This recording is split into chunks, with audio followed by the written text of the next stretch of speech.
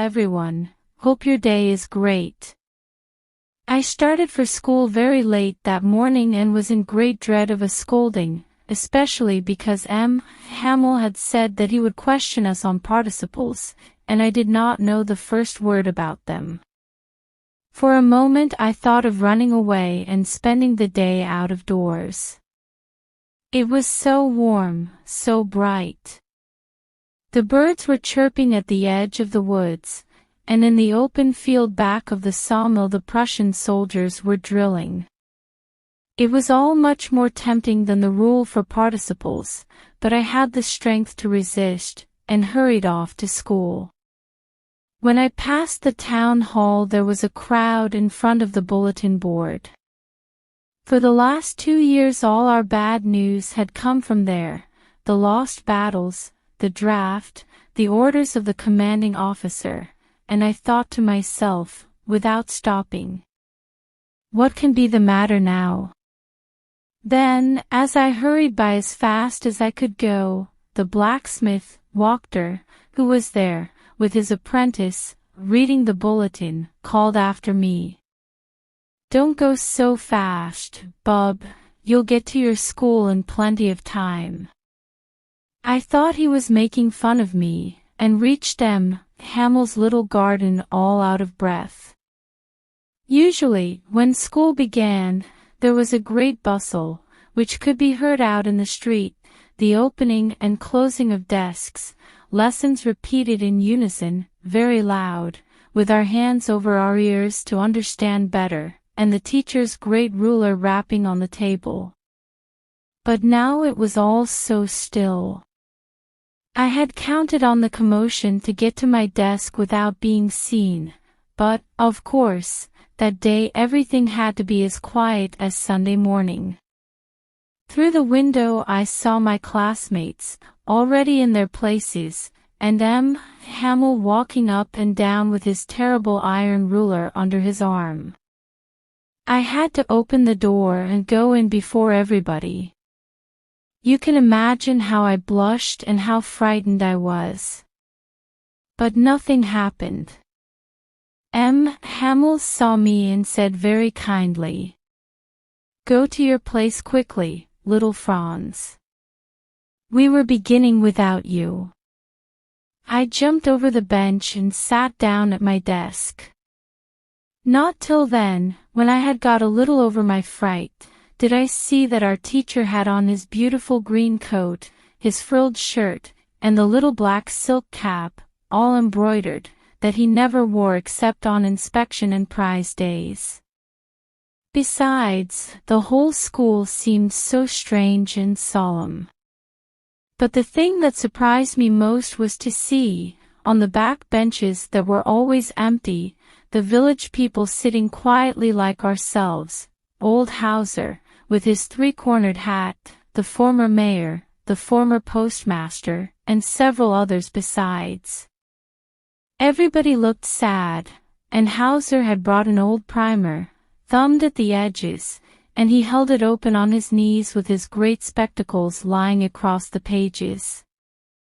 While I was wondering about it all, Hamill mounted his chair, and, in the same grave and gentle tone which he had used to me, said, "My children, this is the last lesson I shall give you.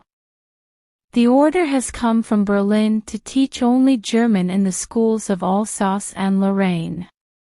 The new master comes tomorrow. This is your last French lesson. I want you to be very attentive." What a thunderclap these words were to me. Oh, the wretches, that was what they had put up at the town hall. My last French lesson. Why, I hardly knew how to write. I should never learn any more. I must stop there, then. Oh, how sorry I was for not learning my lessons, for seeking birds' eggs, or going sliding on the Saar. My books, that had seemed such a nuisance a while ago, so heavy to carry, my grammar, and my history of the saints, were old friends now that I couldn't give up. And Hamel, too, the idea that he was going away, that I should never see him again, made me forget all about his ruler and how cranky he was. Poor man!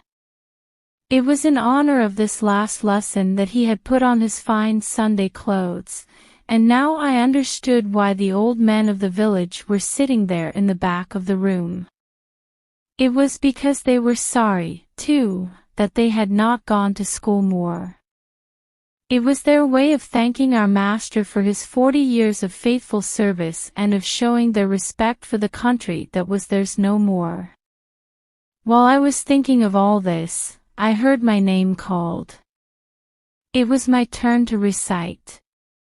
What would I not have given to be able to say that dreadful rule for the participle all through, very loud and clear, and without one mistake.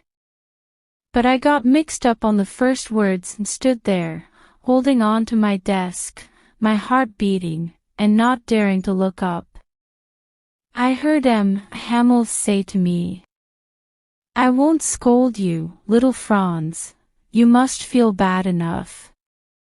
See how it is. Every day we have said to ourselves, bah, I've plenty of time. I'll learn it tomorrow. And now you see where we've come out. Ah, that's the great trouble with Alsace, she puts off learning till tomorrow. Now those fellows out there will have the right to say to you, how is it, you pretend to be Frenchmen, and yet you can neither speak nor write your own language. But you are not the worst, poor little Franz. We've all a great deal to reproach ourselves with. Your parents were not anxious enough to have you learn. They preferred to put you to work on a farm or at the mills, so as to have a little more money. And I've been to blame also. Have I not often sent you to water my flowers instead of learning your lessons? And when I wanted to go fishing, did I not just give you a holiday? Then, from one thing to another, Hamel went on to talk of the French language, saying that it was the most beautiful language in the world, the clearest, the most logical, that we must guard it among us and never forget it, because when a people are enslaved, as long as they hold fast to their language it is as if they had the key to their prison. Then he opened a grammar and read us our lesson. I was amazed to see how well I understood it. All he said seemed so easy, so easy. I think, too, that I had never listened so carefully, and that he had never explained everything with so much patience. It seemed almost as if the poor man wanted to give us all he knew before going away, and to put it all into our heads at one stroke. After the grammar, we had a lesson in writing. That day Hamel had new copies for us, written in a beautiful round hand, France, Alsace, France, Alsace. They looked like little flags floating everywhere in the schoolroom, hung from the rod at the top of our desks. You ought to have seen how every one set to work, and how quiet it was. The only sound was the scratching of the pens over the paper. Once some beetles flew in, but nobody paid any attention to them, not even the littlest ones, who worked right on tracing their fish hooks, as if that was French, too.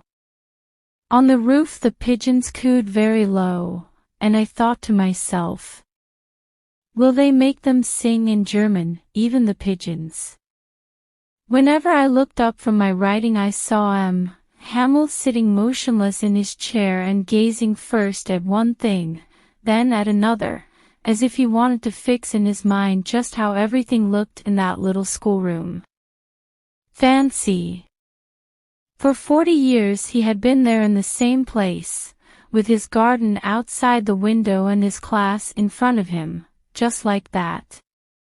Only the desks and benches had been worn smooth, the walnut trees in the garden were taller, and the hop vine that he had planted himself twined about the windows to the roof. How it must have broken his heart to leave it all, poor man, to hear his sister moving about in the room above, packing their trunks. For they must leave the country next day. But he had the courage to hear every lesson to the very last. After the writing, we had a lesson in history, and then the babies chanted their be-by, boo down there at the back of the room. Old Hauser had put on his spectacles and, holding his primer in both hands, spelled the letters with them.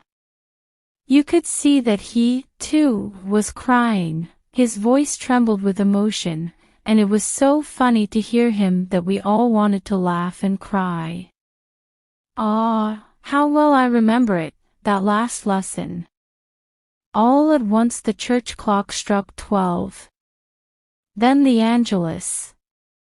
At the same moment the trumpets of the Prussians, returning from drill, sounded under our windows. Hamel stood up, very pale, in his chair. I never saw him look so tall. My friends, said he, but something choked him. He could not go on. Then he turned to the blackboard, took a piece of chalk, and, bearing on with all his might, he wrote as large as he could. Vive la France. Then he stopped and leaned his head against the wall, and, without a word, he made a gesture to us with his hand. School is dismissed, you may go.